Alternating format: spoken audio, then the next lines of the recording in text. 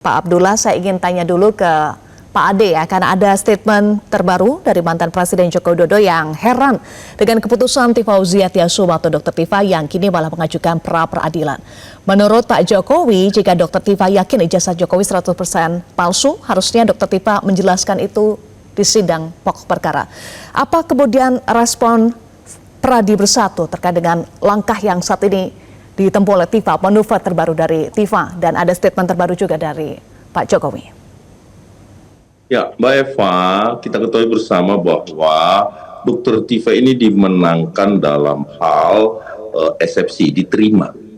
Ya, bukan menang mutlak dalam satu pokok perkara, tetapi pada dakwaan yang bersifat ada ambigu di situ. Ya, terus kemudian kalau kita berbicara bahwa kenapa Pak Jokowi menyampaikan hal seperti itu, ya jelas lah, ya kan? Pak Jokowi tentunya ingin sekali melihat, Anda buktikan kalau Anda bilang itu penelitian, Anda buktikan kalau itu bukanlah fata morgana, Anda buktikan penelitian Anda itu adalah fakta, ya kan?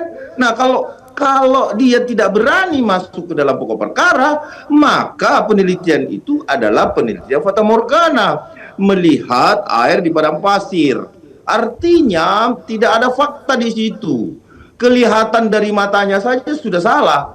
Bagaimana seorang ilmuwan kedokteran bisa memastikan otak seseorang kecil tanpa memeriksa fisik daripada si pemilik otak? Nah, ini kan yang membuat kita bertanya-tanya, penelitian yang bagaimana, neuroscience seperti apa yang digunakan, ya. Jadi saya rasa sudah cocok lah sebenarnya harusnya masuk. Tetapi apapun itu kita hormati hak mereka, ya, hak mereka dalam hal menguji prosedural. Tapi jangan menghambat pokok perkara. Kenapa? Karena jangan berkali-kali lagi nanti. Mudah-mudahan ini Dr. Tifa tidak mengikuti pendahulunya, Mas Roy. Karena kalau Mas Roy dia parsial, satu-satu. Jadi kalau 14 yang diizinkan untuk dilakukan perapit, maka 14 kali perapit. Yang harusnya satu kaligus saja, ya kan? Agar supaya persoalan ini tidak berlarut-larut. Karena bayangkan saja kalau 14 kali dikali 1 minggu, itu sudah berapa lama menundanya? Itu bertentangan dengan prinsip hukum itu sendiri, prinsip beracara di peradilan, yaitu biaya ringan, cepat, dan biaya ringan. Ya, cepat, tepat, biaya ringan. Artinya ini jangan kita biarkan seperti ini. Makanya kami dari Pradi Bersatu juga mendesak Mahkamah Agung agar segera mengeluarkan peraturan Mahkamah Agung dan juga surat edaran Mahkamah Agung. Kenapa? Karena ada kekosongan hukum di dalam perapit, tidak diatur di situ berapa lama kita harus melakukan perapit. Tetapi saya yakin betul tidak ada pilihan lain bagi Mahkamah Agung selain mengeluarkan perma atau sema. Kenapa? Karena ada beberapa juga di dalam KUHP yang lama dulu, ya, tidak diatur di dalam satu hukum acaranya, tetapi dia dikeluarkan perma.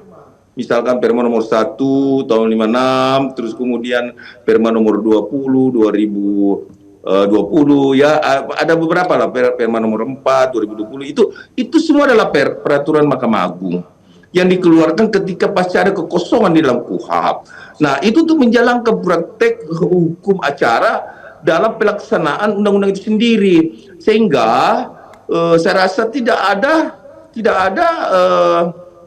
alasan Mahkamah Agung tidak mengeluarkan perma itu, karena kita melihat ini yaitu adanya upaya menggunakan prapit untuk mengulur-ulur waktu. Nah, itu di dalam putusan loh, dalam pertimbangan hakim tunggal sudah menyatakan bahwa ada upaya mengulur-ulur waktu dan menggunakan prapit tidak sebagaimana mestinya. Nah, ini harus ada perma atau surat edaran yang dikeluarkan oleh Mahkamah Agung. Kenapa? Tidak ada pilihan itu harus dilakukan. Kenapa? Kalau tidak, ini akan menjadi presiden buruk ke depannya. Apa presiden buruknya? Apa role modelnya? Ialah ketika orang dilakukan penahanan. Kalau ini mungkin masih wajar-wajar saja, mau berlama-lama misalkan dan nggak ditahan. Tapi kalau yang ditahan, itu akan menjadi presiden buruk. Kenapa? dia akan habis waktunya dan batal demi hukum. Nah, ini menjadi persoalan bagi bangsa dan negara, bagaimana kita menjalankan hukum itu sendiri. Jadi jangan Pak prosedural ya menghambat Baik. kepastian hukum itu sendiri. Seperti itu, Eva. Oke. Sampai situ dulu Bang Ade, artinya Anda setuju dengan pernyataan Ya. Pak Jokowi apa pertanyakan langkah TIFA mengajukan peradilan. Betul.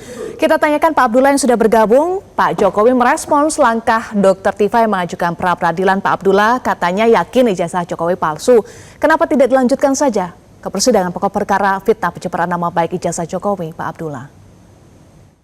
Jadi begini, kami ini kan juga bukan tidak mau melanjutkan. Kami siap untuk dilanjutkan, ya kan? Tapi karena kami melihat dakwaannya waktu itu banyak berbicara tentang kayak apa namanya ujaran kebencian, penghasutan dan sebagainya. Ini kayaknya diarahkan seperti peristiwa Gus Nur dan Bambang Tri. Akhirnya bukan ijazah yang dimasalahkan. Karena ada peluang seperti itu, karena link-link itu nggak berbicara tentang ijazah. Ada 28 link yang di itu. Nah, akibatnya ya kita amputasi.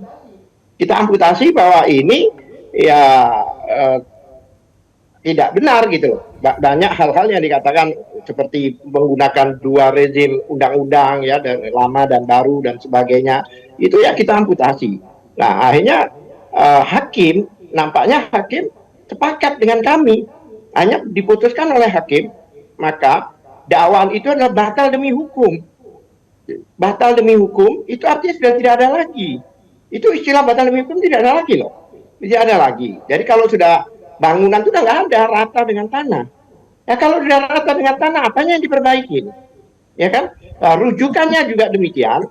Hakim itu, ya kan, di dalam putusannya dia merujuk ke pasal 75 ayat 2B dan ayat 3, kemudian langsung ke 206, yaitu untuk banding.